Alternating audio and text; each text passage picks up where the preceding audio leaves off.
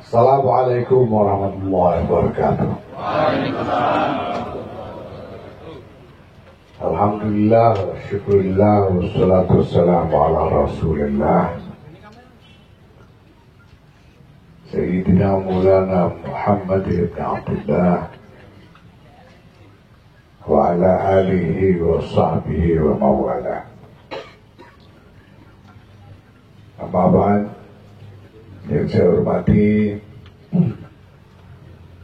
Wakil-Wakil Ketua Umum Habib Bilal Al-Aidid, Pak Amin Said Husni, Ketua PBNU Ibu Alisa Qutun Nada, yang saya hormati Sekretaris Jenderal PBNU Crown Sheikh Saifullah Yusuf,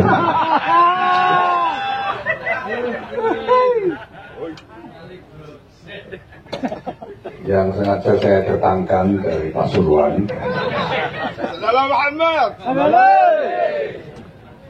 untuk menjadi cheerleader. Bebek sorak-sorak itu nanti. Ada sekjen, misanannya Ketua Les Bumi. Ini sama-sama punya hubungan dengan Pak Dekaslan dan dua-duanya.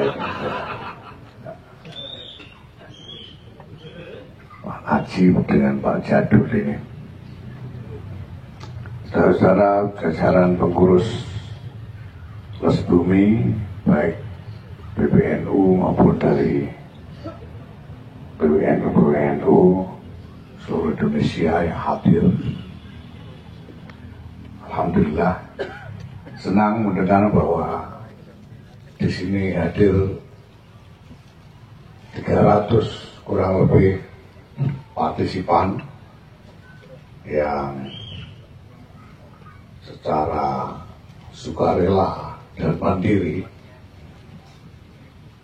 datang untuk berpartisipasi di dalam Rakernas seperti ini. Mudah-mudahan memang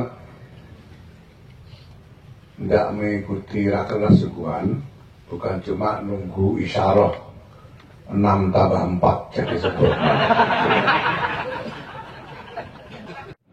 Setiap kali diminta bicara bersama teman-teman Les Bumi itu, saya sebetulnya khawatir sendiri. Khawatir karena khawatir kalau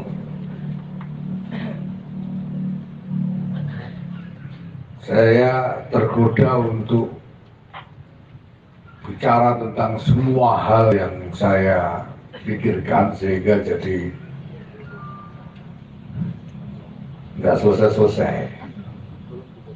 Karena masalah kesenian dan kebudayaan ini memang masalah yang tidak sederhana, sehingga memang sangat mudah menimbulkan kebingungan, bahkan bagi Ketua Les Bumi sendiri gitu maksudnya.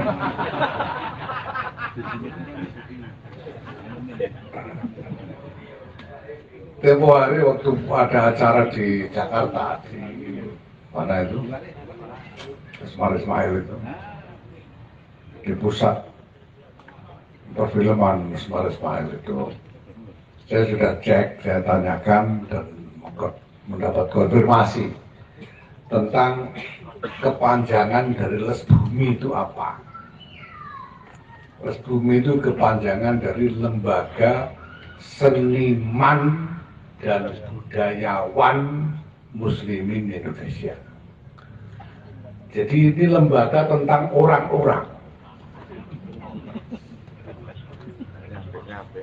Jadi saya kira bisa ditangkap dengan jelas perbedaannya, karena sebelumnya saya banyak mendengar orang menganggap kepanjangan dari Les Bumi itu adalah lembaga seni budaya.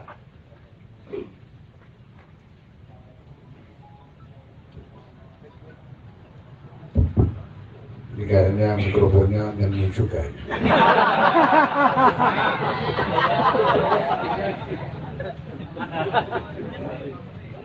Jadi sebelumnya saya sering mendengar atau ya mendengar persepsi banyak orang bahwa SBUMI itu singkatan dari seni, lembaga seni budaya Muslim. Saya kira jelas perbedaan antara lembaga seni budaya Muslimin dan lembaga seniman dan budayawan Muslimin. Nah, saya sudah cek dan mendapatkan konfirmasi bahwa kepanjangan yang benar itu lembaga seniman dan budayawan Muslimin. Jadi ini adalah lembaga mengenai orang-orang yang berprofesi sebagai seniman dan berkecimpung di dalam kegiatan-kegiatan kebudayaan. Dan ini kalau kita kaitkan dengan sejarah, walaupun tidak tertulis, karena di dalam historiografi itu secara metodologi sah untuk membuat rekonstruksi sejarah berdasarkan oral history, berdasarkan sejarah tutur. Jadi kalau sekarang orang ribut nyari kitab sezaman dan sebagainya, saya tidak ngerti. Mereka belum belajar tentang metodologi sejarah. Karena yang garap ya bukan ahli sejarah, jadi ya ngomong. Dan dalam sejarah itu ada metodologi yang sah. Dalam historiografi itu yaitu oral history. Sumber sejarah itu tidak harus tertulis. Ada oral history. Ya, saya mendapatkan sumber-sumber dari oral history tentang bagaimana awal mulanya SBUMI ini dulu didirikan. Pada waktu itu Kiai Abdul Wahab Hasbullah memandang perlu menggalang para seniman-seniman dan para pegiat kebudayaan dari generasi baru yang mengembangkan berbagai macam aktivitas kesenian baru. Maka pada waktu itu direkrutlah untuk bergabung dengan Nahdlatul Ulama orang-orang seperti Usmar Ismail, seorang sineas, seorang seniman film. Yang waktu itu yang ada ya baru Usmar Ismail itu. Belum ada komunitas sineas yang cukup kuat karena perfilman adalah sesuatu yang baru. Direkrut orang seperti Asrul Sani ya, bukan Arsul Sani. Itu karena bapaknya dulu salah dengar. Yang benar Asrul Sani. Orang yang juga aktivis teater dan perfilman. Orang-orang seperti Jamaluddin Malik, seorang produser musik baru,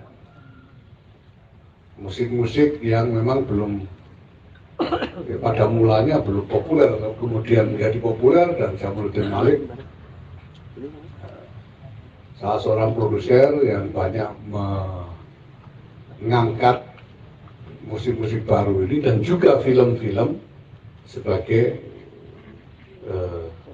industri yang baru berkembang di Indonesia.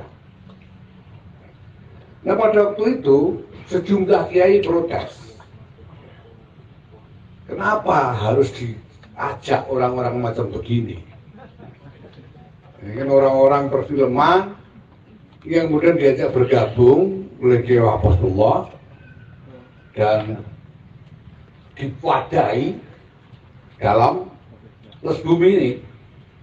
Mereka diwadai ke dalam SBUMI. Sebagian kiai protes, ini Kiai Nahdlatul Ulama ini organisasinya ulama, organisasinya kiai. Lah kok bawa masuk Pemain-pemain ketoprak ini bagaimana? Korea. Ya, karena dulu sebelum ada film yang sebutnya ketoprak, sebelum ada teater modern yang sebutnya ketoprak. Nah, pada waktu itu salah satu pembelaan muncul dari Kiai Bisri Mustafa, Allahyarham, yang mengatakan pada kiai-kiai, ya sudahlah kiai ini walaupun mereka ini ketoprak, tapi mereka itu NU juga. Nah, ibarat NU ini rangkaian kereta api, kiai-kiai itu nanti paling depan, dekat lokomotif. Naras bumi ini nanti gerbong paling belakang lah. Tapi kan nyampe juga rangkaian kereta api.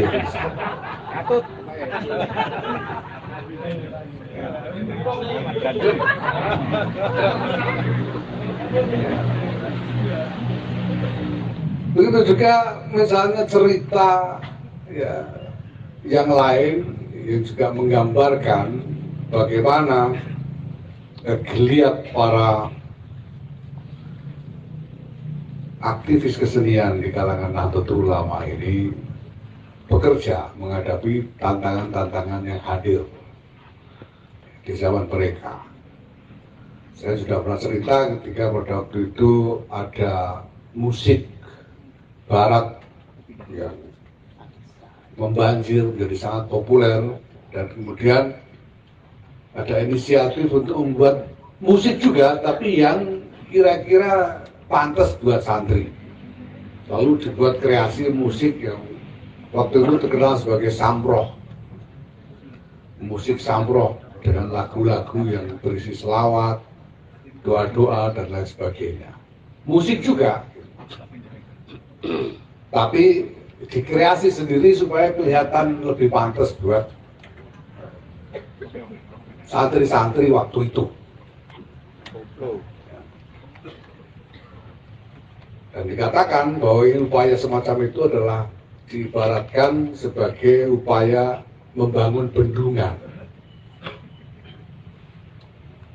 Bendungan itu adalah ikhtiar kita untuk menahan arus air dan kemudian secara sengaja, secara terencana mengalirkannya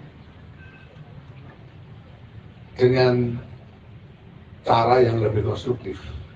Bendungannya kadang-kadang ditutup, kadang-kadang dibuka, dibuatkan irigasi untuk mengarahkan aliran air ke bendungan, kan seperti itu. Nah, dibuatnya, dikreasinya musik sampro waktu itu dikatakan sebagai upaya membuat bendungan dari banjir pengaruh musik barat yang menjadi sangat populer pada waktu itu. Nah, inisiatif ini kemudian seperti memberikan platform baru bagi para pegiat musik, para penggemar dan pegiat musik di kalangan Nahdlatul Ulama dan di kalangan pesantren-pesantren. Nah, maka yang ingin saya sampaikan pada kesempatan ini adalah bahwa saya ingin melihat Les Bumi ini bukan sebagai wahana untuk membangun ortodoksi seni dan budaya. Karena ini lembaga yang dimaksudkan bukan sebagai lembaga untuk mengurus mana kesenian yang benar dan mana budaya yang benar. Ini lembaga untuk mewadahi orang-orang yang menjadi seniman dan menjadi pegiat budaya. Gagasannya, inspirasinya, ekspresi-ekspresinya bisa macam-macam.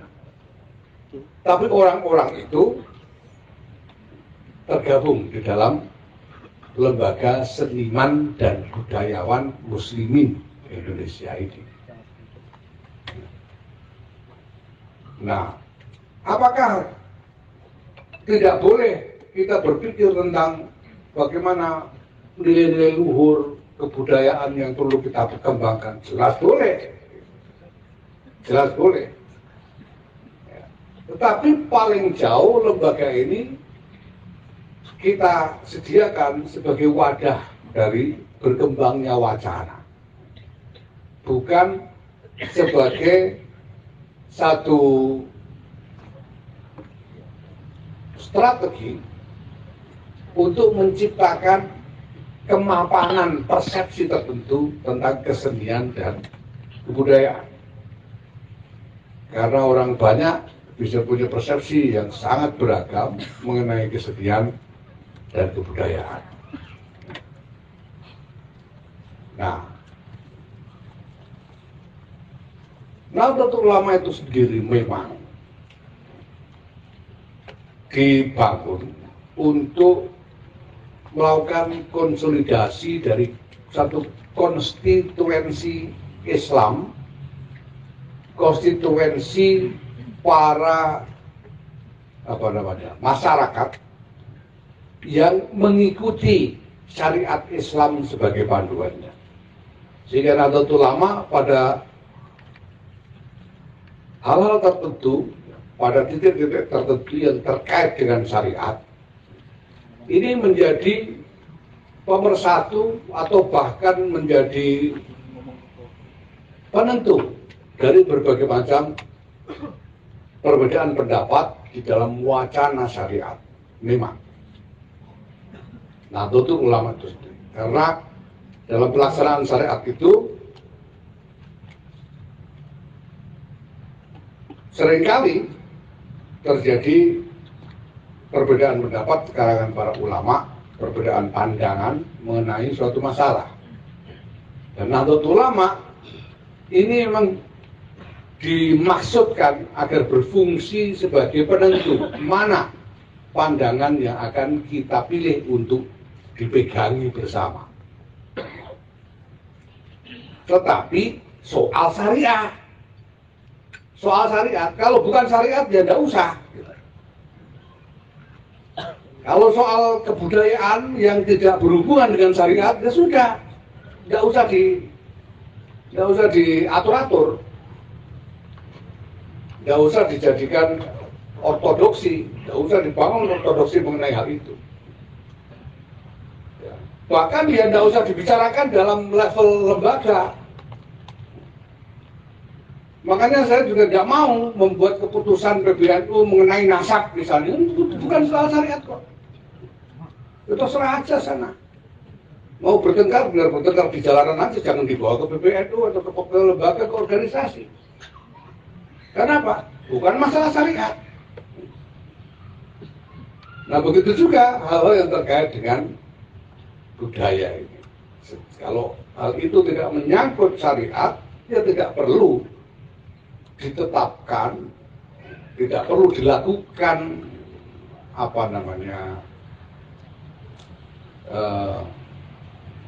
kurasi terhadap suatu pilihan pandangan untuk dijadikan ortodoksi di dalam lingkungan Nahdlatul Ulama. Misalnya, kemudian kita membangun satu wawasan yang berusaha membangun satu wawasan komprehensif yang solid mengenai budaya Nusantara. Apa yang disebut budaya Nusantara itu? Kita berupaya membangun wawasan komprehensif tentang ini untuk kita tetapkan sebagai ortodoksi. Yang nggak sesuai dengan ini berarti bukan Nusantara misalnya. Ini nggak perlu. Beda misalnya dengan awal puasa ataupun penetapan Syawal. Nah ini perlu karena menyangkut syariat. Ada pendapat begini begitu, beda-beda pendapat, kita perlu tetapkan bahwa awal puasa kapan, Syawalnya kapan. Ya enggak sesuai dengan ketetapan itu, ya kita nyatakan tidak boleh diikuti. Makanya kemarin juga Kiai Zuhdi Qodol juga mengirim tim untuk datang kepada Mbah Benu itu untuk meluruskan apa yang dilakukan Mbah Benu terkait dengan Sawalan karena soal syariat. Tidak peduli bahwa Mbah Benu ini kadang-kadang uang setnya jitu misalnya, ya tidak masalah. Misalnya 64 keluar beneran misalnya. Itu bukan pertimbangan. Kalau tidak sesuai dengan syariat ya harus diluruskan kalau syariat. Tapi kalau satu hal itu tidak di dalam lingkup syariat, lingkup wacana, wawasan syariat, maka kita tidak perlu melakukan upaya membangun ortodoksi mengenai hal itu. Ini yang pertama.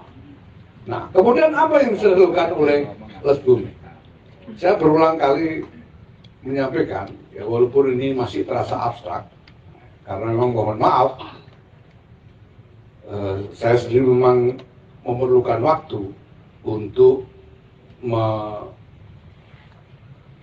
melakukan strategi implementasi dari pemikiran abstrak yang telah saya bangun sebelumnya. Telah saya sampaikan berulang kali bahwa lembaga-lembaga ini adalah unit-unit pembuat kebijakan. Di lembaga itu membuat kebijakan, membuat policy. Policy itu terkait dengan agenda-agenda yang dibutuhkan, yang dianggap atau diyakini dibutuhkan. Nah, kebijakan ini nanti dari tingkat PBNU ini harus dijabarkan menjadi kebijakan di tingkat PBNU. Kebijakan di tingkat PBNU dijabarkan di tingkat PCNU dan kemudian dimobilisasi banom-banom yang relevan untuk melaksanakan kebijakan-kebijakan itu di lapangan. Nah, lalu kalau kita kemudian telah mengkonfirmasi bahwa Les Bumi ini adalah lembaga tentang orang-orang, maka mestinya kebijakan yang dibangun oleh Les Bumi ini adalah kebijakan tentang pengelolaan orang-orang. Di NU ini ada sekian banyak seniman, ada sekian banyak aktivis kebudayaan. Nah, mereka ini mau diajak apa? Mereka butuh apa? Bisa diajak apa? Kebutuhan apa dari mereka yang bisa diupayakan bersama-sama?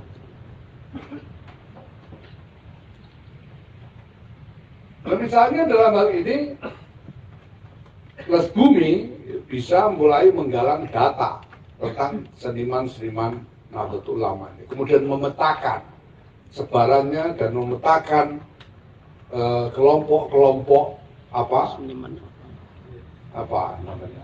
kelompok-kelompok jenis seni yang ditekuninya, seniman musik, seniman teater, seniman seni rupa dan lain sebagainya. Dan kemudian dibangun kebijakan-kebijakan yang menjadi kepentingan dari para seniman-seniman itu. Bagaimana misalnya Les Bumi menargetkan bahwa dalam 1 tahun bisa terselenggara sekian kali pameran lukisan di sekian titik dengan melibatkan sekian pelukis, hal-hal semacam itu. Ya, nah, ada pun hal yang menyangkut misalnya gagasan tentang nilai luhur, warisan Nusantara misalnya, legacy dari budaya Nusantara. Kita jadikan wacana, selenggarakan berbagai forum untuk membicarakan itu, tetapi tidak perlu membuat strategi ya, untuk menciptakan satu set wawasan dan menjadikannya sebagai atau menetapkannya sebagai ortodoksi budaya menurut NU. Itu tidak perlu. buat saja platform, forum-forum untuk bertukar gagasan tentang itu dan biarkan gagasan-gagasan tentang itu berkembang secara dinamis di tengah-tengah masyarakat, ya, tanpa los bumi perlu menghakimi gagasan manapun yang muncul di kalangan masyarakat.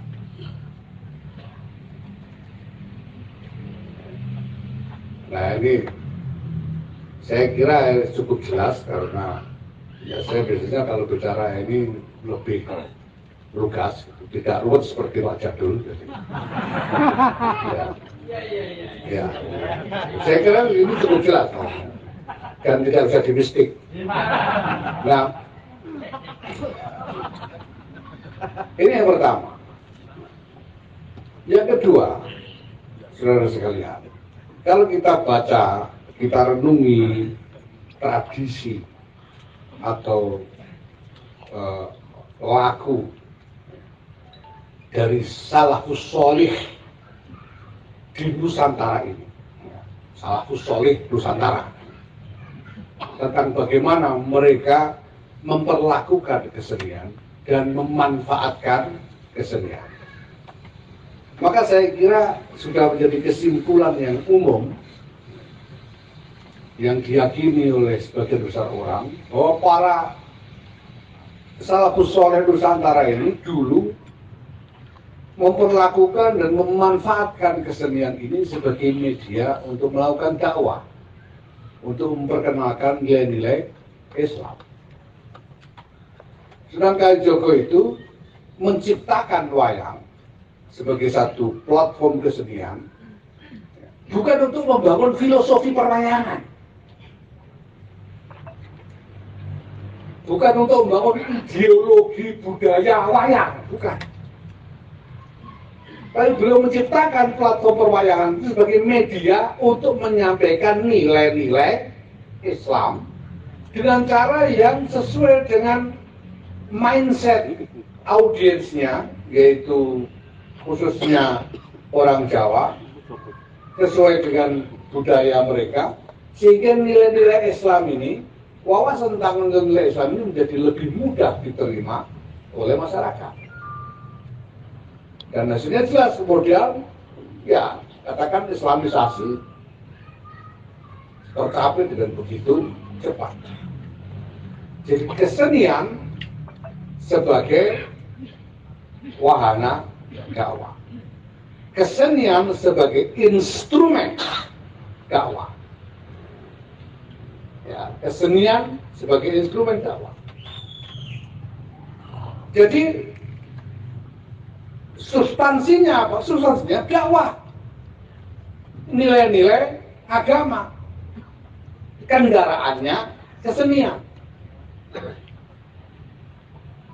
Maka saya kira di antara yang bisa dijadikan agenda oleh Les Bumi ini bagaimana mendorong agar para seniman-seniman dan pegiat kebudayaan ini mampu mengembangkan kreasi sehingga karya-karya seni mereka itu membawakan fungsi dakwah,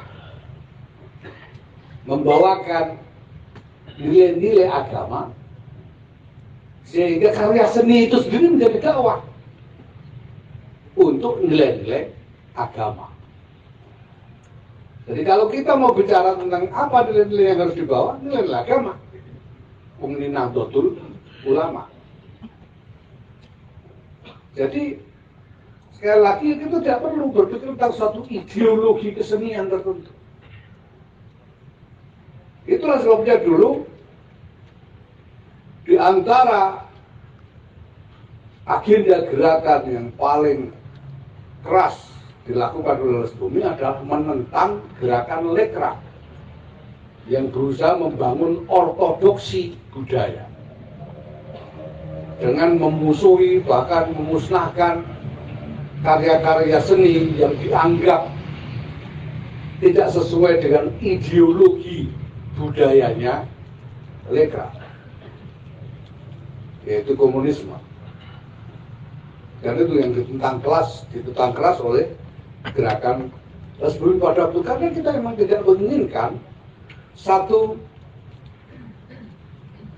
wawasan budaya yang monolitik. Saya ingat tahun 80-an atau awal 90-an itu, pada waktu itu Pak Fuad Hasan, ingat saya beliau Menteri Pendidikan waktu itu, kalau enggak kepala BPPT atau apa ya. Pokoknya Pak Fuad Hasan ingat saya itu. Waktu itu beliau menggagas untuk mengadakan Kongres Kebudayaan Indonesia. Ini gagasannya Pak Fuad Hasan. Kongres Kebudayaan Indonesia. Nah, banyak orang sudah tertarik. Wah, ini menarik ini. Kalau kita bisa mendefinisikan kebudayaan Indonesia itu seperti apa. Tapi kemudian oleh bapaknya Alisa, yang Abdurrahman Wahid ya, pada waktu itu Ketua Umum Pengurus Besar Nahdlatul Ulama, gagasan itu ditentang keras.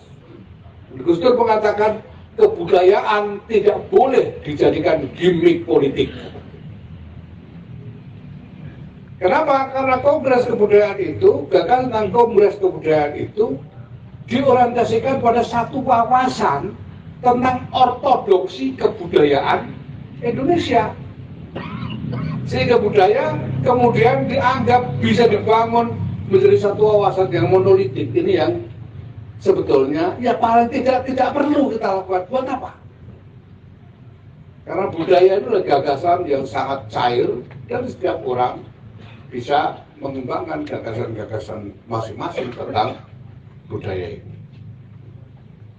Tapi yang paling jelas perlu dilakukan oleh Nahdlatul Ulama dan tentu saja oleh Les Bumi sebagai perangkat organisasi dari Nahdlatul Ulama ini adalah menyelenggarakan dakwah Islamiyah, mendakwahkan nilai-nilai Islam. Dan kesenian, kegiatan kebudayaan bisa dijadikan wahana untuk itu. Maka saya kira penting buat Les Bumi untuk mengagendakan satu kebijakan yang bisa mendorong para seniman ini menjadikan karya-karya seni mereka sebagai dakwah. Dan yang terakhir, saudara sekalian, kita ini sekarang sedang di tengah satu rimba raya global dari gagasan-gagasan yang berebut untuk memenangkan monopoli wawasan dalam masyarakat. Dan gagasan-gagasan itu banyak diantaranya didukung dengan satu kekuatan dan struktur ekonomi politik raksasa secara global. Beberapa waktu yang lalu ya, menjadi ramai juga ketika dalam satu acara, saya kira acara Fatayat atau Muslimat, saya katakan jangan ikut-ikutan feminisme, saya kira. Dan ini berlaku pada isme-isme yang lain yang tumbuh di luar sana mengenai berbagai macam hal. Apa yang saya maksudkan? Yang saya maksudkan adalah bahwa semestinya tindakan strategi agenda-agenda kita ini dituntun oleh pemahaman kita tentang wawasan keagamaan kita, bukan dari wawasan isme-isme yang dikembangkan sebetulnya dari kalangan-kalangan non-agama atau kalangan-kalangan sekuler. Kalau kita bicara tentang perempuan misalnya, mari kita pegang saja prinsip-prinsip yang memang sudah diajarkan oleh agama, bahwa akses untuk mengembangkan kapasitas diri itu harus diberikan secara adil kepada laki-laki maupun perempuan.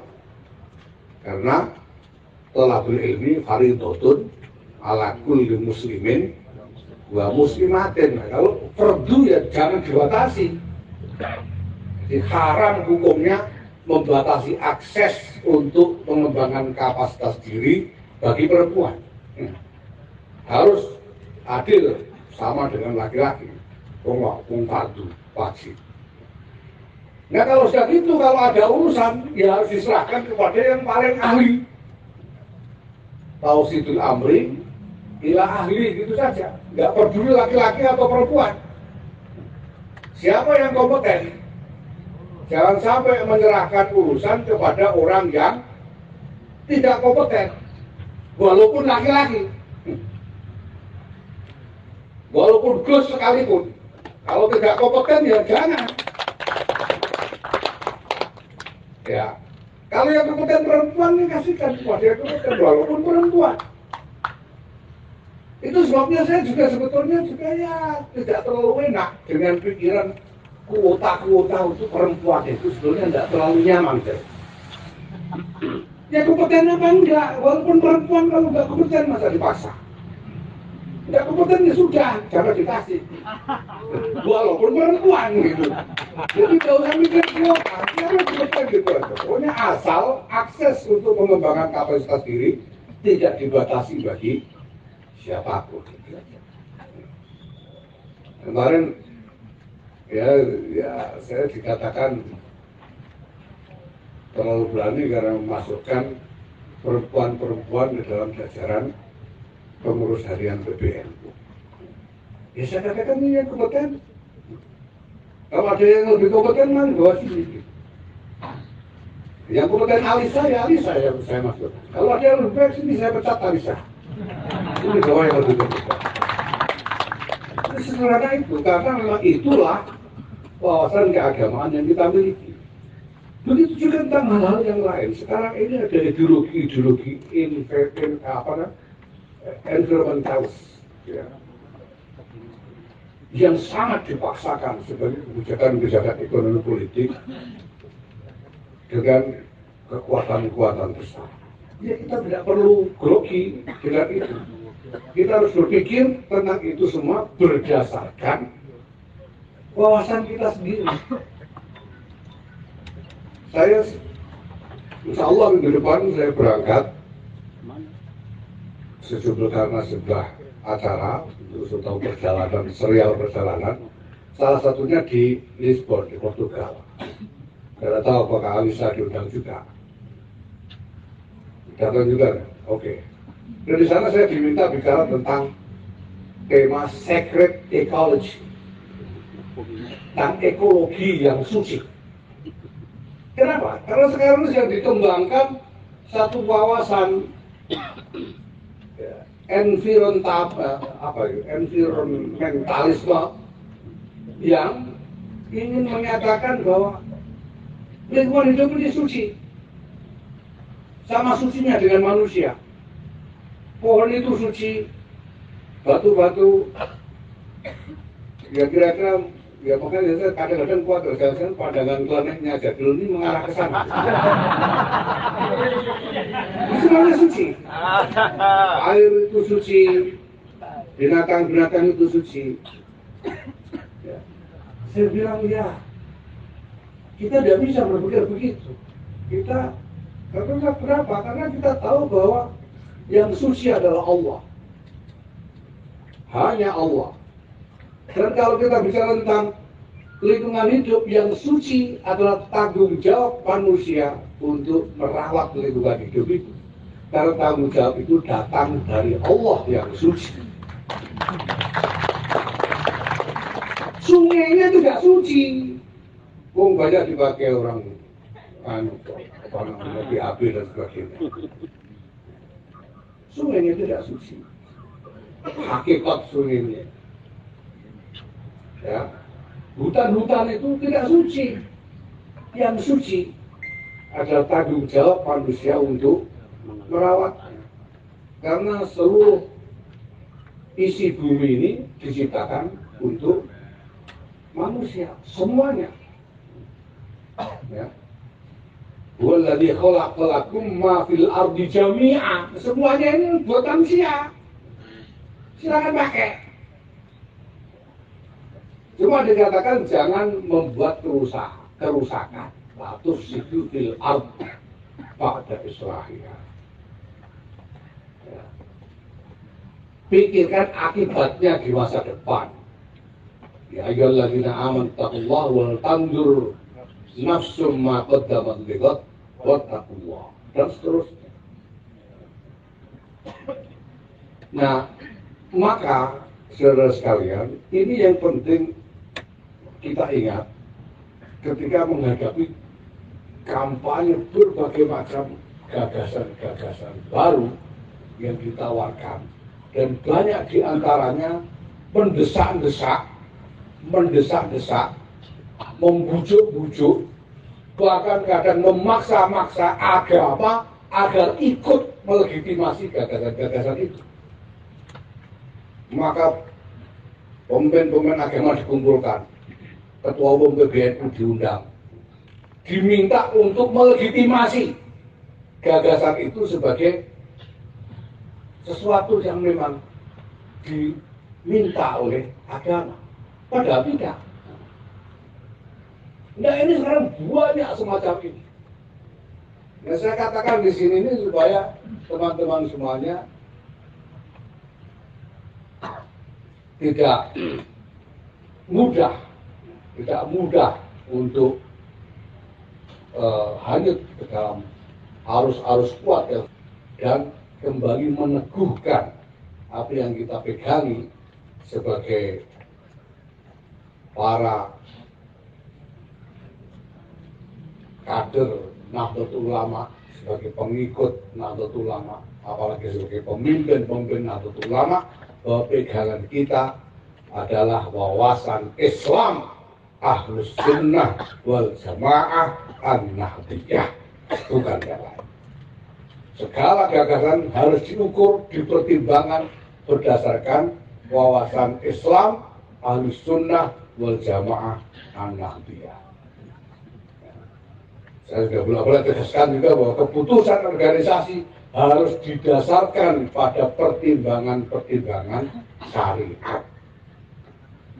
Tidak boleh tidak. Harus ada pertimbangan syariat. Harus ketemu pertimbangan syariat. Kalau tidak ketemu pertimbangan syariat, ya jangan dibikin keputusan. Itu saja. Nah, ini saya kira perlu kita teguhkan supaya di tengah-tengah dunia yang semakin dinamis ini, pertarungan yang semakin ganas, bahkan brutal ini, kita tetap jangan sampai kehilangan pegangan tentang apa yang mesti kita teguhkan di dalam jamiah kita, di dalam gerakan kita bersama-sama. Saya ucapkan selamat bermusyawarah menurut teman-teman dalam rakernas ini. Ya pokoknya silahkanlah bikin keputusan apa saja, sampai saya. Nah, kita jauh-jauh tunggu di sini ya sudahlah, silahkan tuangkan pikiran sampean sehabis-habisnya. Ya, dan kita lihat semuanya itu memang harus diuji. Apakah gagasan-gagasan itu betul-betul bisa diterapkan, bisa diaplikasikan atau tidak, mana yang realistis, mana yang tidak, itu nanti akan kita uji kembali. Tapi ala kulli hal, selamat bermusyawarah. Harapan saya sama seperti disampaikan oleh Pak Jadil Maula tadi. Cuma saya itu agak heran, ngomong lagi kok ketua inti. itu sudah bukan Ahlus Sunnah. Jangan diulangi lagi. Ya, selamat bermusyawarah. Mudah-mudahan yang berjenengan semua lakukan di sini, gagasan-gagasan yang berjenengan tuangkan, yang disepakati, ya, agenda-agenda, rencana-rencana dan sebagainya, mudah-mudahan sungguh-sungguh memberi hal yang manfaat, yang bermaslahat dan barokah. Amin. Allahumma khir ila kulli tariq. Assalamualaikum warahmatullahi wabarakatuh.